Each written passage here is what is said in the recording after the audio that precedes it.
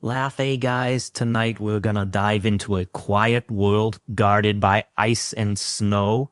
Laugh before you get ready to relax. If you truly enjoy my content, feel free to give a like and hit subscribe. Like just laugh for Uncle, it would mean a lot of warmth to me. Also, feel free to leave a comment telling me the city you're in and the current time. Laugh. Let's share this peaceful moment. Laugh, even though we're just miles apart. Now dim the lights. Turn on a small fan just to let the gentle wind serve as background noise, and then just slowly get into the most comfortable position. Next, just follow my voice and step into tonight's story. You step on the crunching snow, just a thin layer of ice already forming on your eyelashes. The wind carries ice particles that hit your face. It is not painful, just a bit like just being sprinkled with countless tiny grains of salt. It is your first time stepping onto this frozen land. The ice crust beneath your feet is hard enough to withstand the run of sled dogs, yet it suddenly sinks like half an inch in an unremarkable corner, startling you into just halting your step. Down the snow slope ahead, there is a cluster of low stone huts with dome roofs like earthen bowls turned upside down. Smoke drifts slowly from the small openings at the top and freezes into faint white trails before traveling so far in the negative 40 degrees like Celsius air. An elder wrapped in seal fur is squatting in front of a hut, poking the ground repeatedly with a polished bone shovel. When you approach, you notice the ground under his feet is not just snow but a kind of black soil mixed with ice shards, so hard as a frozen chocolate cake. "Some of you hiding food here?" you ask, your breath immediately fogging up your glasses. UV break. The elder turns his head, snow particles caught in the creases of his face. When he smiles, the lines at the corners of his eyes deepen. Daily, when we go hungry in winter, we will just come here to find them. Away. He prees up a chunk of frozen earth, revealing a dark pit below where several rock-like hard bundles are neatly stacked. They look like fish or maybe some kind of game meat. UV break. Maybe you reach out to touch them but are gently stopped by the elder. Twice your hand will stick to it. Just like when a tongue licks a lamppost. You like city kids have never tried that, have you? UV break. Down the wind suddenly dies down. The silence is so profound that you can hear your heartbeat echoing against the ice crust. You watch as the elder fills the pit back in with the same black soil, tamps it down, and sprinkles a layer of snow just over it. That patch of ground then looks no different from anywhere else. Without his earlier actions, no one would guess that life-saving provisions just lie hidden beneath the frozen earth. The elder stands up, dusts off the crumbs of dirt from his hands. The clods fall onto the snow with a crisp sound. "Nick, come with me. Phone UV break," he says daily. "So I will show you like our refrigerator." So then you follow him deeper into the camp, passing several similar stone huts in front of each.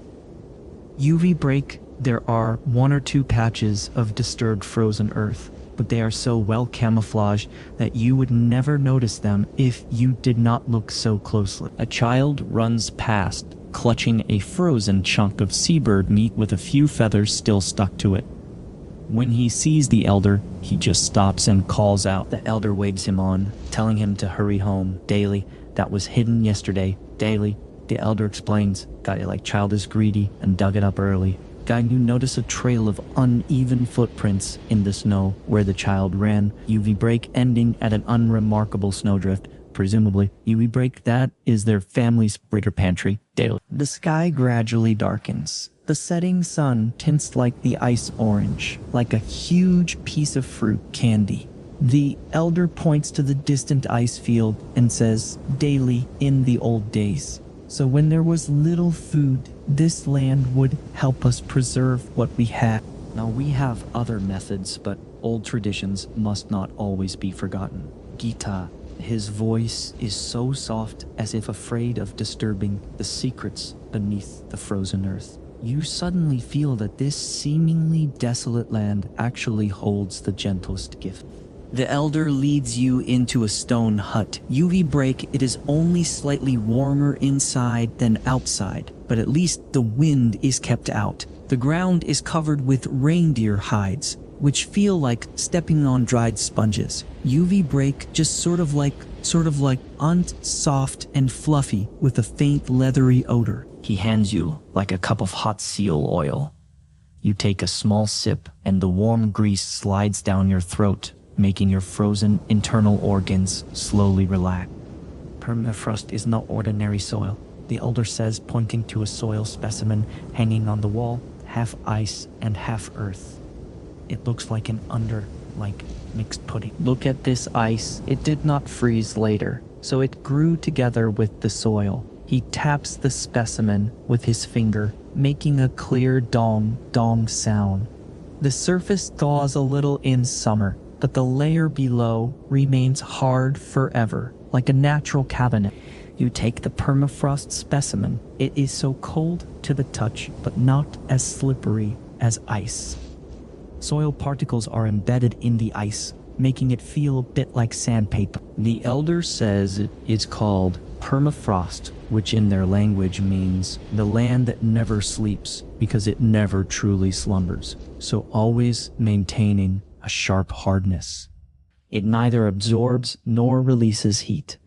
The elder says, covering the back of your hand with his rough palm as you both press it against the specimen. It keeps the temperature steady, much more reliable than your refrigerators, and it does not need to be plugged in. You suddenly recall a scene like you saw in the camp yesterday. Someone buried a freshly caught seabird directly in the soil, just like dropping a letter into a mailbox. It seemed strange at the time, but now you understand that this permafrost is a refrigerator that never loses power.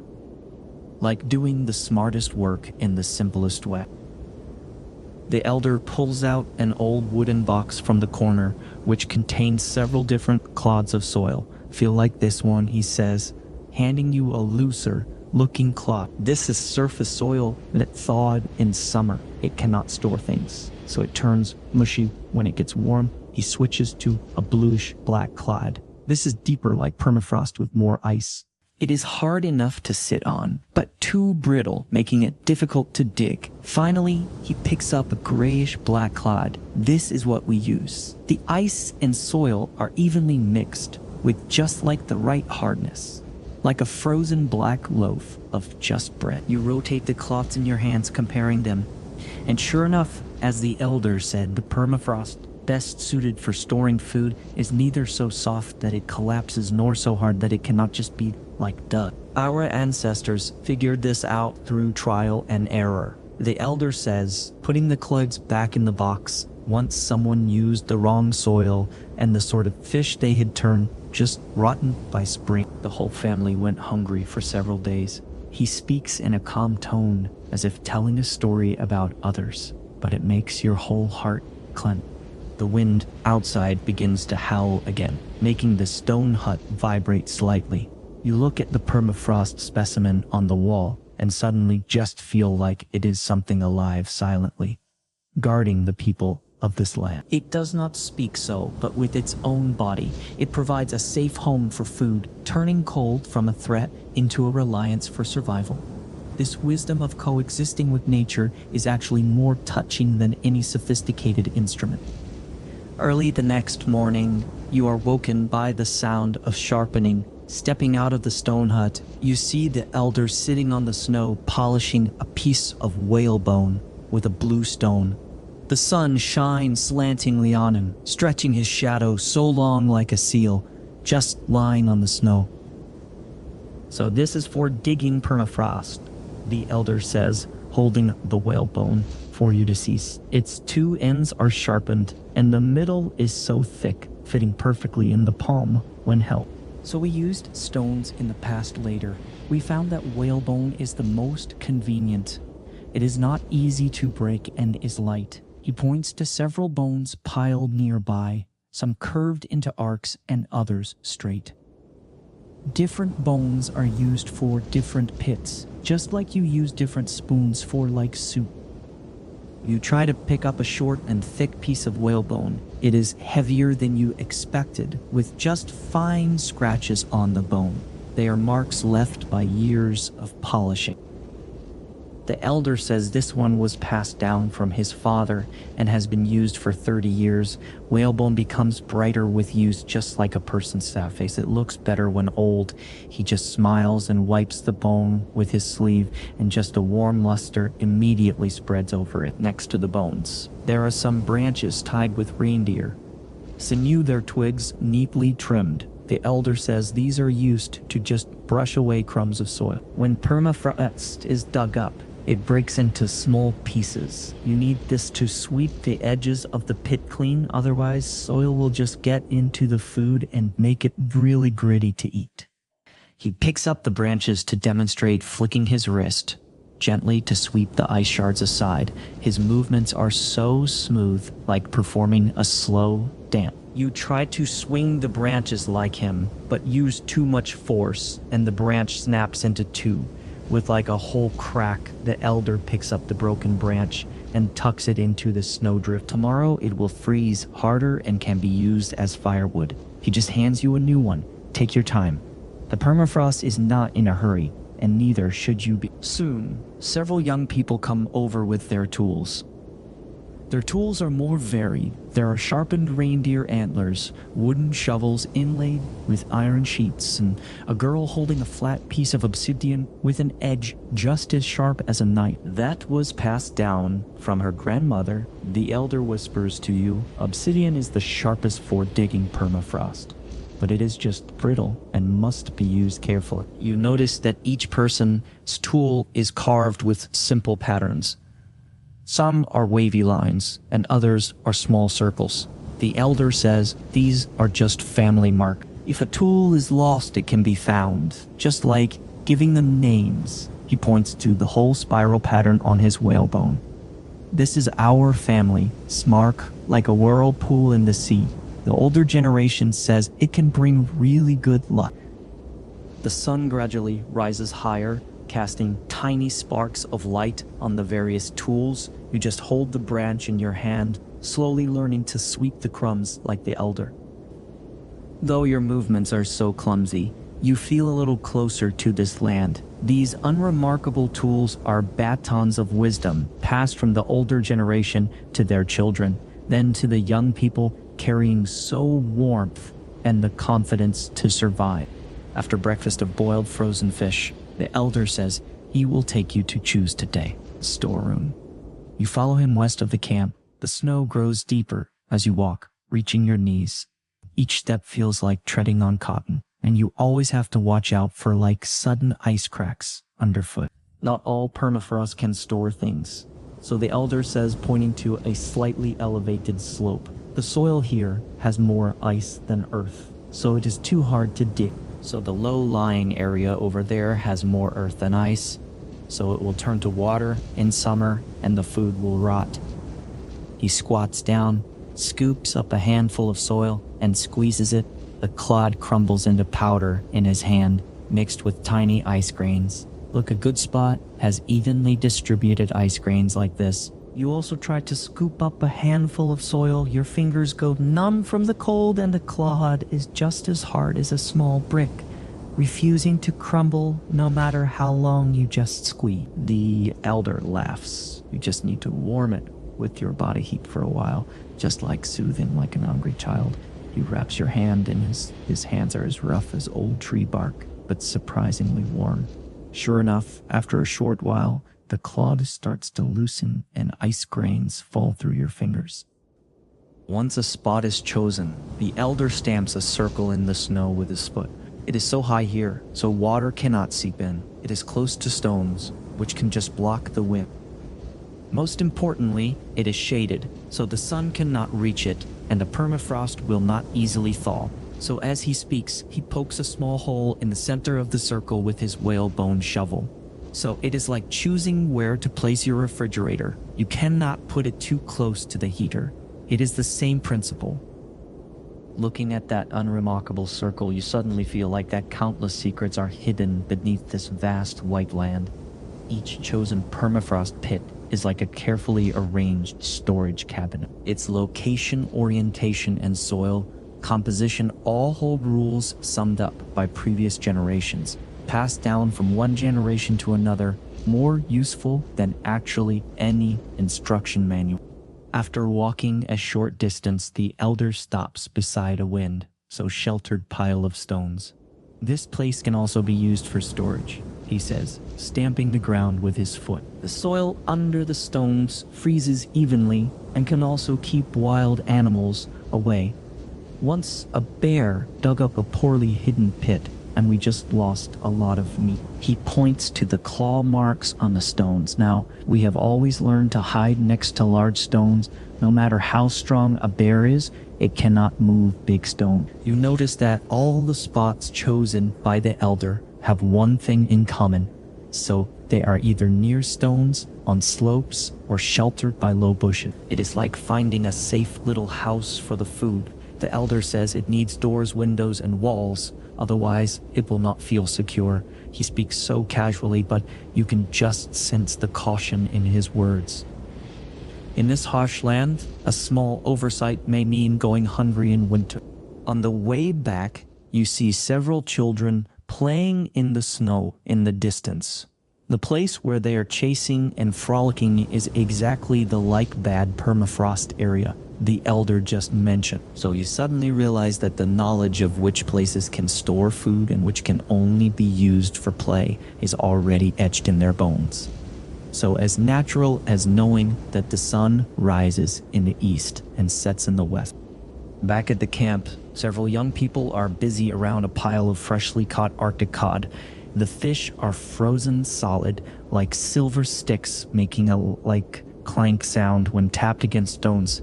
The elder walks over, picks up like a fish, and makes a light cut along its belly with a knife. You have to clean the fish while they freshly frozen, otherwise they will get as hard as iron. The elder demonstrates gutting the fish with agility that belies his age. These intestines can be thrown away, bury them in another pit, and they'll serve as fertilizer in spring. Since we can't grow vegetables, they'll be snacks for the reindeer. He hands you the clean fish. Just feel it. You need to dry the surface moisture, or it will just stick to the soil and be hard to retrieve. The fish skin is cold and smooth, just like frozen silk. You try to wipe the fish with a cloth, as the elder did, but your hand slips accidentally, sending the fish rolling so far across the snow. When you pick it up, the fish is covered in a layer of snow. The elder says it's just bright snow, absorbs moisture better than cloth. Just let it melt.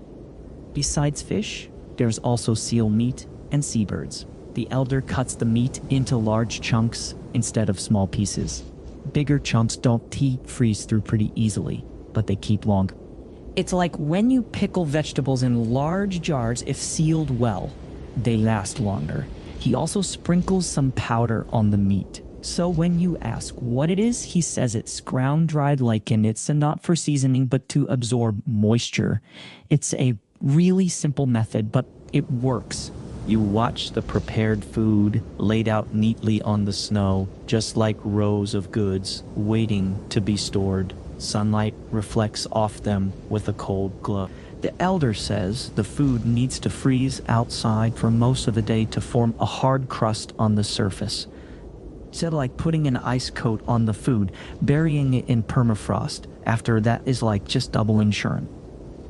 A young man comes over holding several seabirds, their feathers still frosty. The elder takes one, just checks the feathers under its wings carefully. This one is too thin, one to keep long, so I'll boil it tonight. He picks up another, weighs it in his hand. This one is fat, it can be stored longer. He sorts the seabirds, piling the thin ones on one side and the fat ones on the other. Really neat and orderly. You help carry the prepared seal meat to the snow. Each chunk is heavy, frozen solid enough to be used as a weapon. The elder says hunters used to throw frozen meat at bears when they encountered them. Just as a defense, it killed the bear, but it buys time to escape. He speaks so casually but you can imagine how dangerous that must have been. The sun gradually moves overhead, and a layer of white frost forms on the surface of the food. The elder taps it with his finger, and it makes like a thud sort of sound. He nods in satisfaction. All right, the ice coats are on. We can go move. House. Now looking at the rock, hard food, you suddenly feel like they are like a group of quiet soldiers just about to enter the depths of the permafrost, waiting for the day they will be awakened.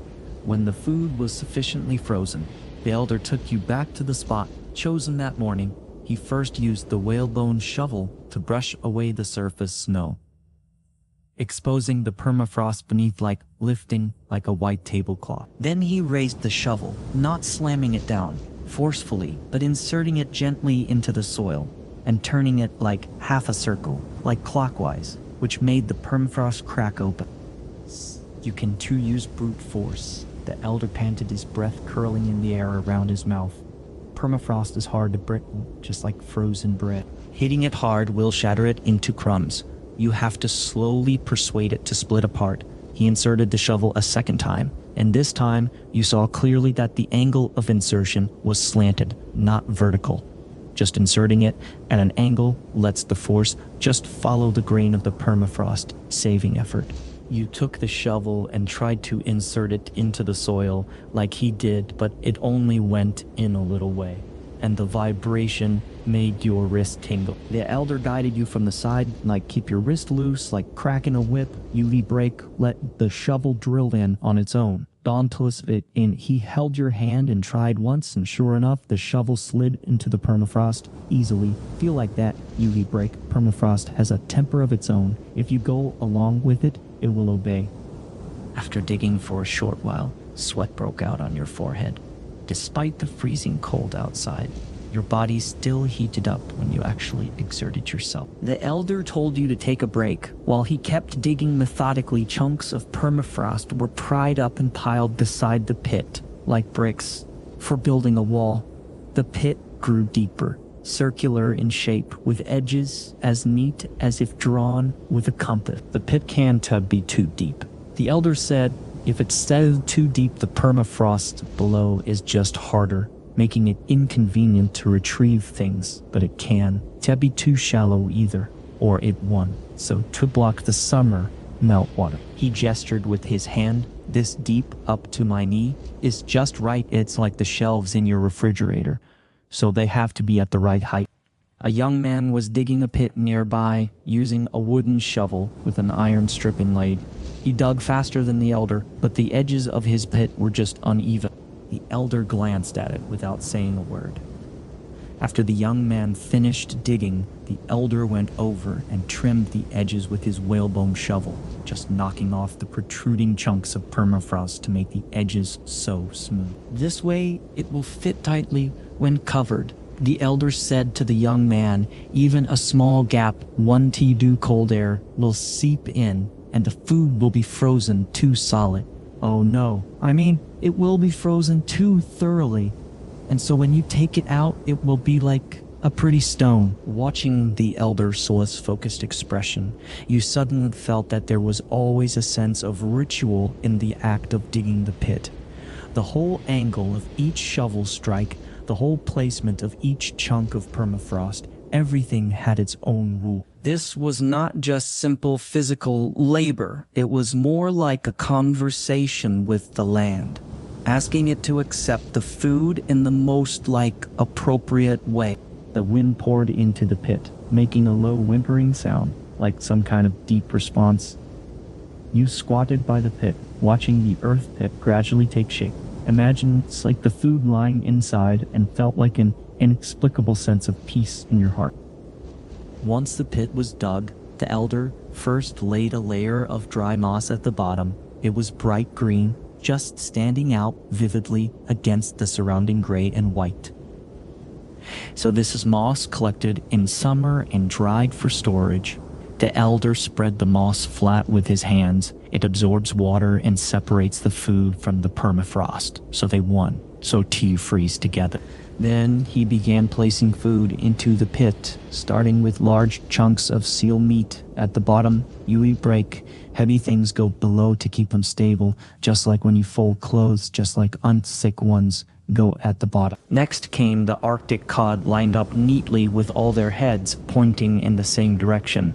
This makes it easy to retrieve so you can tell what's at a glance. You help pass the fish, accidentally placing one backwards with its head facing the other way.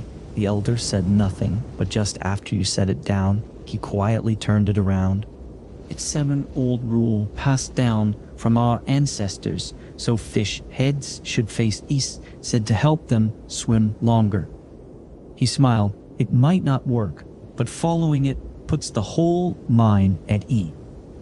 So on top went the seabirds, small and light. Placing them on top keeps them from getting crushed and makes them easy to take out first, the elder explained. Just like bread is always on the top shelf of your refrigerator for easy access. He counted just as he placed them, muttering under his breath. When you asked what he was counting, he said he was just keeping track of the quantity to avoid forgetting how much is hidden below, so we don't miss any when we go hungry in spring. After filling the pit with food, there was still some space left from the top. The elder said this gap was intentional. We need to leave room for air, just like when you seal a can, you can fill it too full, or whatever the lid one, maybe tea close. He laid another layer of moss over the food, thicker this time. This layer is to separate the soil above so like dirt doesn't get into the food. In another pit like nearby, several women were placing dried fish. Their way of arranging was different from the elder, so they tied the dried fish into small bundles and stuck them upright in the pit. Dried fish are light, so standing them saves space. One woman said with a smile, just like when you stick chopsticks in a holder, it doesn't take up so much room. You watched as different people arranged the food in different ways, yet all followed similar logic: heavy items below, light ones above, and frequently used things on the outside. These unwritten rules were like a silent language, telling everyone how to do things without needing explicit kind of reminders. After placing the last seabird, the elder clapped his hands and looked at the food in the pit with satisfaction. They were stacked as neatly as building blocks as if they were about to be placed in a carefully decorated box rather than buried in the ground. This way, they can sleep peacefully. The elder said, maybe we probably wake them when we need them. After laying the moss, the elder began covering the pit with the chunks of permafrost dug out earlier. So he didn't just pile them randomly. Instead, he fitted them together one by one, like building a wall, filling the gaps between the chunks with crumbled soil they need to lock together. The elder said as he filled the gaps, it's not like when you build with blocks, only tight fits make it really sturdy. You picked up a chunk of permafrost and placed it on top, but it wasn't steady, with a whole clatter. Several newly placed chunks collapsed. The elder stopped his work and helped you pick up the whole chunk. Take your time. Permafrost chunks are stubborn. You have to set them gently, letting them find their own comfortable position. He demonstrated by placing a chunk in the right spot and giving it a light push, and it just settled so firmly in place. When the covering reached a few centimeters from the pit's edge, the elder paused. He laid another thick layer of dry moss before sealing the pit just with the remaining permafrost chunks. This layer of moss is the final defense. He patted the sealed pit. It keeps moisture out and leaves a little space for the pit to kind of breathe, so it won't get too stuffy inside. The last step was piling snow over the pit. The elder used a branch to sweep snow onto the pit, forming a small mound slightly higher than just the surrounding ground. This way, when it rains or snows, water won't seep into the pit. He stamped the snow to compact it. It just like adding a chimney cap to a roof to keep rain out. You looked at the unassuming little snow mound. If you hadn't participated in the whole process, you would never have guessed it hid so much food underneath. The elder said this was the best camouflage. Wild animals always won. Find it even if we forget where it is. Following our instincts will lead us here eventually. So this land never lied. Not so far away, a young man was sealing a pit in the same way, but his snow mound was much higher than the elder see, with a stick inserted as a marker. Young people have poor memories, the elder smiled. They need obvious markers. Maybe us old folks could find it even with our eyes closed. Wind whipped snowflakes against the mound, quickly coating it with a thin layer of ice. The elder just touched the ice crust. This is even better, he said. The ice shell keeps the wind out, protecting the permafrost inside from melting. You suddenly realize that the entire process was like building a small house for the food, like permafrost as walls, like moss as carpets, and the snow mound as a roof. Every step was thought out so carefully. The sun slanted westward, stretching the shadow of the snow mound long. The elder stood up and brushed snow off his clothes. All right, they can sleep peacefully now. You stared at the small mound lying quietly in the snow, as if you could hear the food breathing so steadily inside. Once the snow mound was built, the elder picked up a triangular stone from nearby and placed it on top of the mound. This is like a marker, he explained. A triangular stone means there is meat underneath. A round one means fish. A square one means seabirds. He pointed to several other snow mounds with stone markers in the distance. There, says a square one over there. Maybe the seabirds just hidden last year should still be in good condition. You found it odd. What if the snow melts? Won't the stone fall over? UV break. The elder laughed. When the snow melts in summer, the permafrost will form a small mound and the stone will sink into it, still visible. When it snows again in winter, we remember the general location and follow the mound. We won. UV break. Go just wrong. He also carved a simple symbol on a stone next to the snow mound, like a lopsided sack. Oh, this is the first letter of my name. Each family carves their own mark on the things they hide to avoid mixing them up. In the old days, before there were letters, people just carved the shape of their family, that dog or a reindeer, antlers. It's just all the same. Looking at the simple symbol, you suddenly felt like it was more useful than any kind of code. In this vast white land, without house numbers or street names, these stones and carvings were the clearest addresses. Generation after generation, people relied on them to find hope for survival deep in the permafrost. The elder said that sometimes when the wind and snow were too heavy, the markers would be buried. Then they had to rely on memory and just experience. It's like when you can to remember where you put your keys, you first check under the sofa. We do the same. We first look for those so sheltered slopes. The old spots are just never wrong. At the edge of the camp, there was an especially large snow mound with a long whalebone stuck in it and just a piece of red cloth tied to the top. That's the public storage pit. The elder pointed to it. It holds the big prey caught by everyone together, like walruses and belugas. It needs a noticeable marker, so no one forgets it. The red cloth fluttered gently in the wind and snow, just like a quiet sentry. You saw a child running around in the snow, pointing to different stones and asking the adult nearby, UV break. Oh, is this fish? Is that meat? I'll break. The adult answered patiently, and the child listened carefully, drawing the shapes of the stones in the snow with his fingers. The elder said, oh, they have to learn from a young age. Otherwise, when they grow up, they won't even be able to find their own family storage pit, and they'll be just laughed at. It was getting dark. The last ray of sunlight fell on those stone markers, reflecting a faint light. You followed the elder back, and light behind you on the snow. The unremarkable markers stood quietly, just like countless silent coordinates, marking the location of food and the wisdom of life.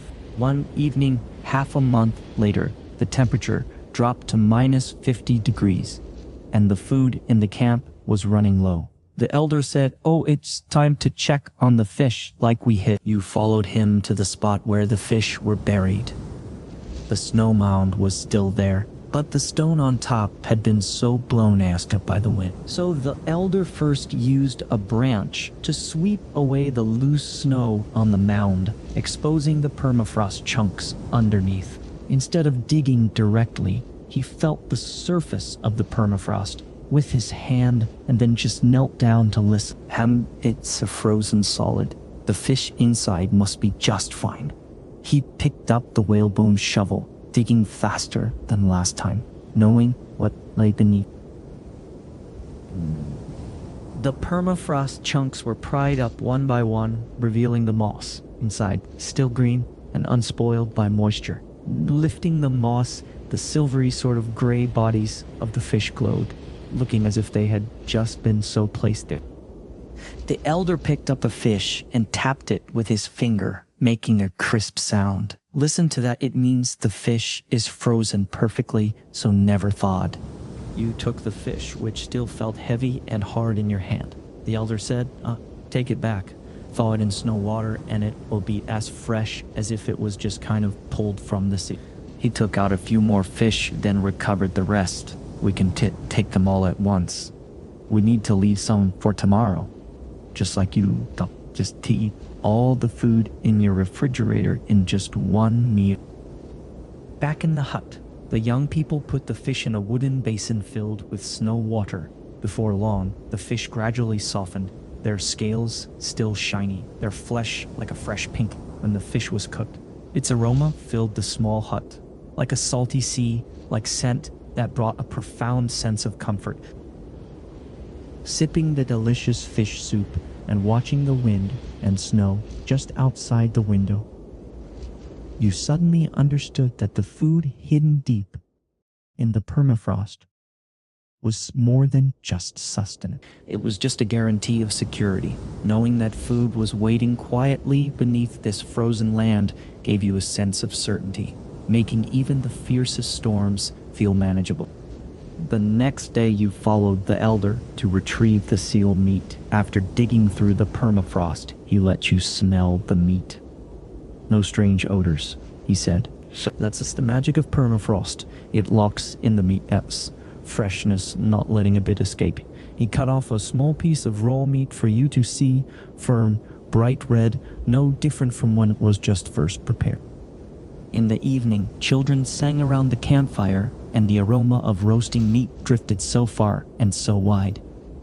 Watching the smiles on their faces, you suddenly realized that the permafrost preserved more than just food. It preserved hope and courage for life. With these hidden reserves underground, it could still laugh so brightly through the long winter. The first sign of spring came with the drip of water from the eaves. Icicles grew short and thick. During the day, melted snow seeped through the cracks of the stone huts, forming small puddles on the ground. The elder said, "It's time to check if the permafrost has just changed its temper." You went to the spot where the fish were hidden. Half of the snow mound had collapsed, exposing the permafrost chunks with damp edges. The elder dug through the topsoil, his brows just sort of furrowing slightly. "It has thawed just a little, but it says UV break. Not a problem." He pointed to the wet traces on the pit walls. "UV break. See, only the surface layer has turned to water. The lower part is still hard." Like that's the advantage of permafrost. No matter how warm it gets, it never thaws all the way through.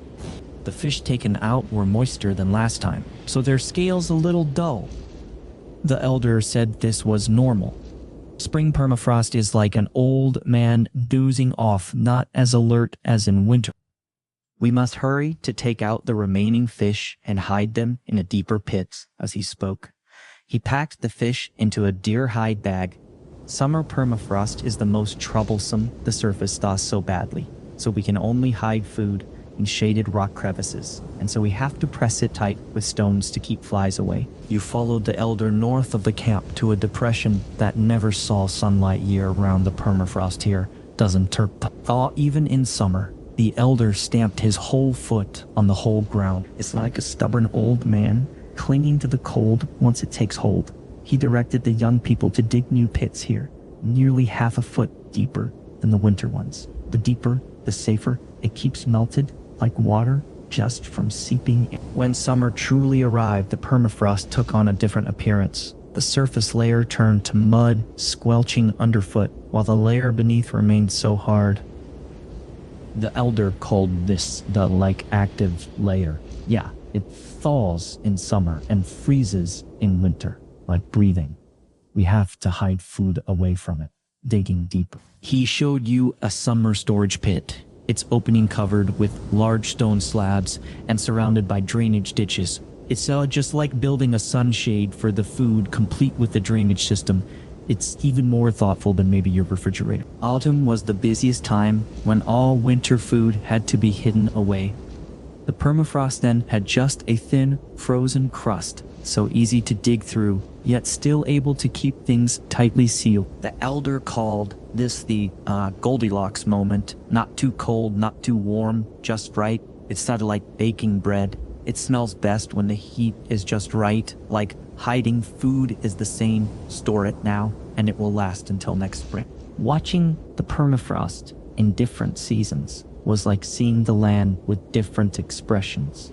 In winter, it wore a stern face, really hard and annealed. In spring, it relaxed its brows, showing a touch of gentleness. In summer, it was lazy, with clarity only in its depths. In autumn, it roused itself again, ready to embrace the long vigil ahead. The Inuit were like old friends of the land, familiar with every one of its expressions, knowing when to say what and do what. On a stormy night with howling winds and driving snow, the camp unexpectedly ran out of food.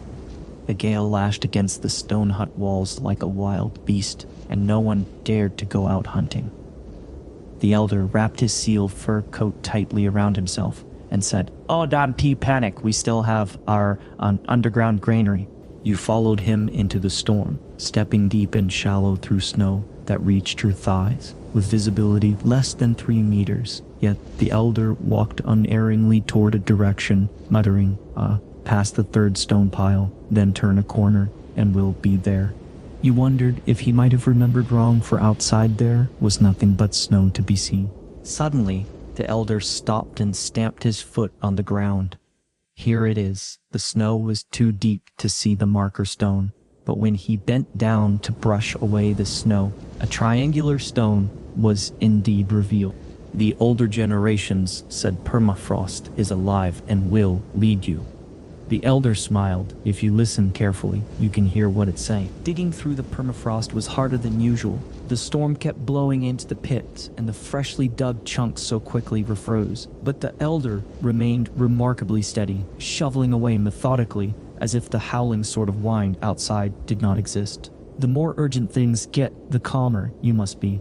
He said if you panic, even the permafrost will turn against you. At last, the permafrost pit was opened inside. The seal meat was frozen solid, not spoiled in the least. The elder took a few pieces, then just carefully recovered the pit. We must leave some for tomorrow. Who knows how many days this storm will last. On the way back, the wind seemed to have died down a little. You thought it was an illusion, but the elder said, "Oh, treat the land really well, and it will treat you well in return." Another time, a child in the camp fell pretty seriously, like ill and needed nourishment, but there was no fresh food left. The elder led them to retrieve the seabirds hidden longest, buried the previous winter. When dug up, the seabirds' feathers were still intact, their flesh as fresh as if newly caught. Permafrost knows who needs it, the elder said, handing the seabirds to the whole family. It just saves the best for those who need it most. So you also witnessed a more thrilling incident. Several hunters were stranded on the ice field, their food exhausted. They relied on memory to find an old permafrost storage pit, and the dried fish inside let them hold on until rescue arrived. So when they returned, the hunters brought their finest prey to thank the elder, saying they would not have made it back without the methods passed down by the older generation. The elder always said, "A permafrost is not just our warehouse, but our friend. Respect it, and it will help you when you need it most, in those extreme weather conditions." When modern tools failed, this oldest method of preserving food became the most reliable refuge, like a silent guardian. It waits quietly underground, ready to offer a chance to survive at the most critical moment. During dinner, the elder drank some wine brewed from seal oil, so his cheeks flushing as he began to tell the origin of preserving food in permafrost. In the earliest days, our ancestors didn't so know about this. He traced patterns on the ground with the twig fish caught in summer would rot by winter, meat hunted in autumn would spoil by spring. Many couldn't survive the whole winter. He said that in one particularly cold year, winter came early.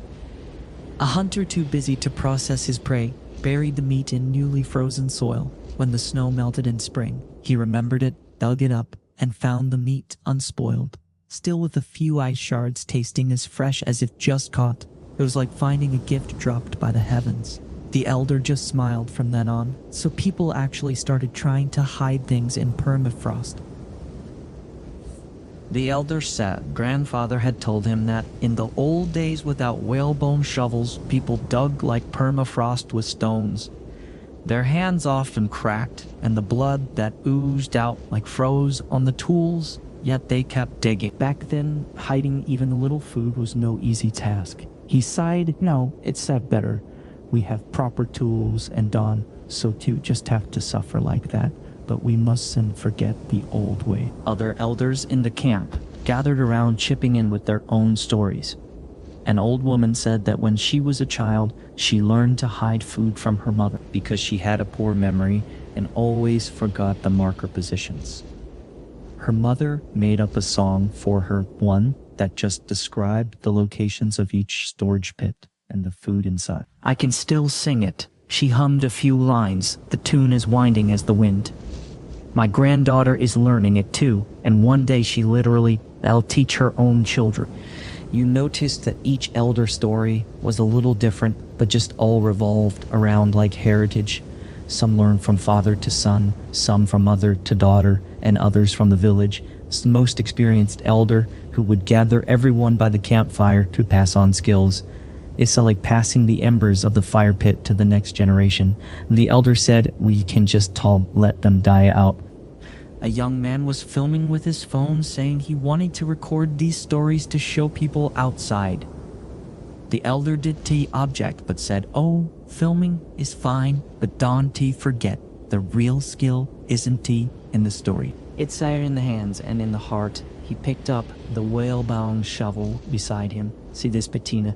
It was polished by the hands of generations. UV break. You can just like film that. Just as night deepened, the campfire dwindled to glowing embers.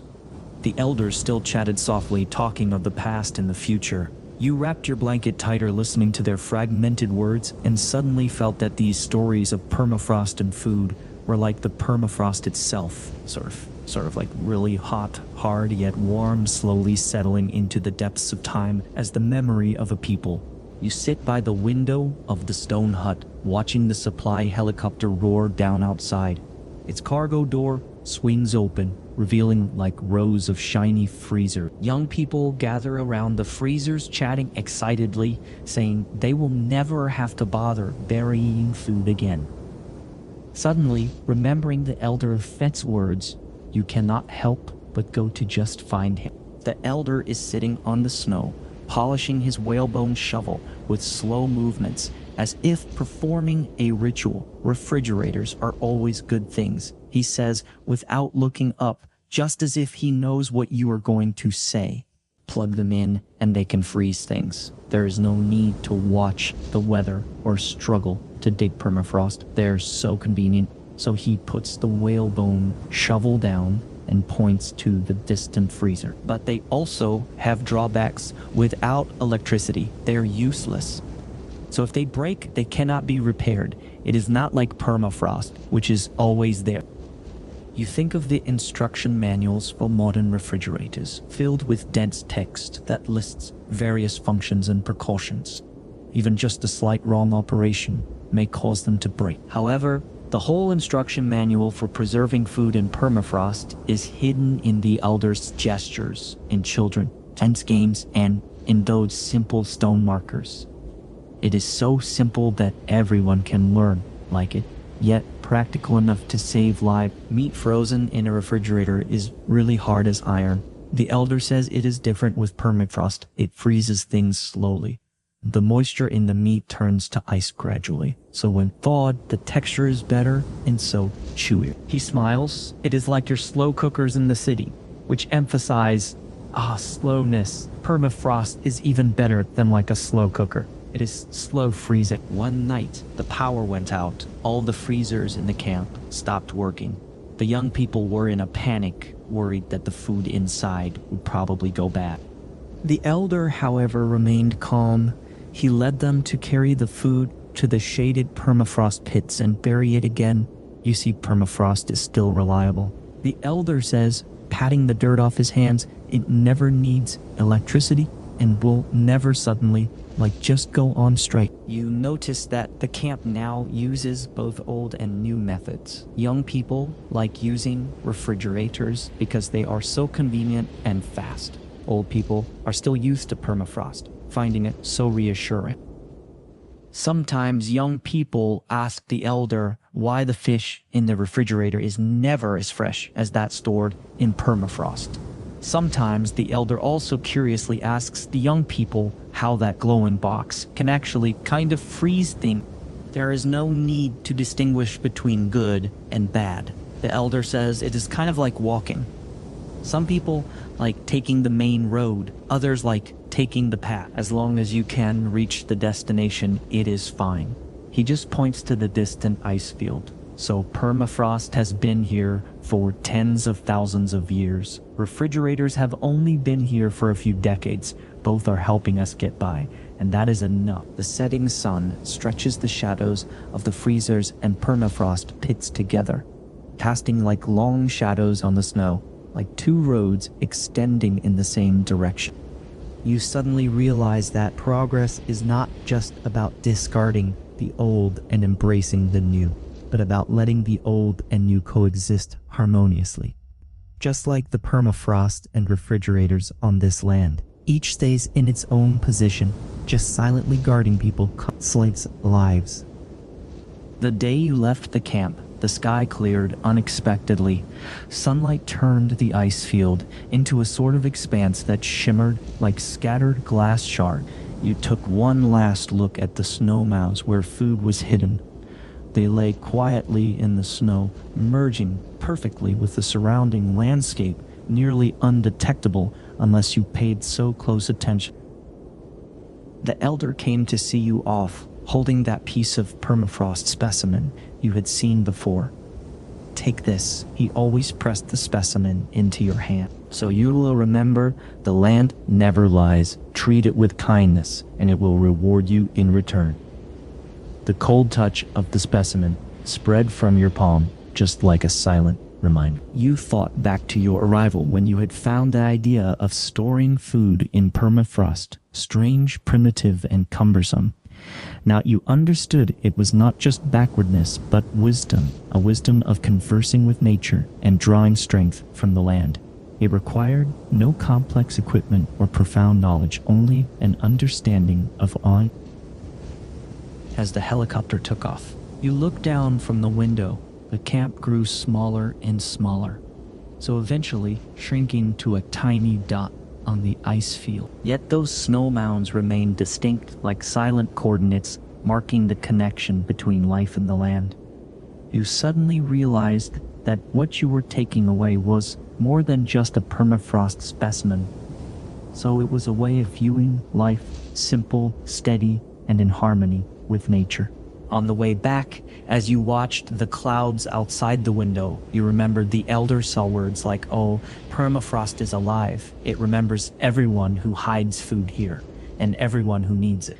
It was just as if you could hear sounds coming from deep within the permafrost, the quiet breath of the stored food, like the slow heartbeat of the land, and the gradual settling of stories passed down through generation. Back in the city, when you opened your refrigerator and saw the neatly arranged food inside, it suddenly struck you so that it was no different from the fish and meat beneath the whole permafrost. Both existed to provide a sense of security when needed. It was just that in the city, we are just too far from the land, forgetting where our food comes from and how to cherish this gift from nature. One night, you had a dream. You were back at the camp digging pits in the permafrost with the elder. The sun warmed like your body, and the wind carried the whole scent of snow. You knew that dream was a gift from the permafrost, so a reminder not to forget that in a distant ice field, an ancient wisdom is being guarded by generation after generation, just as the permafrost guards the food it actually holds.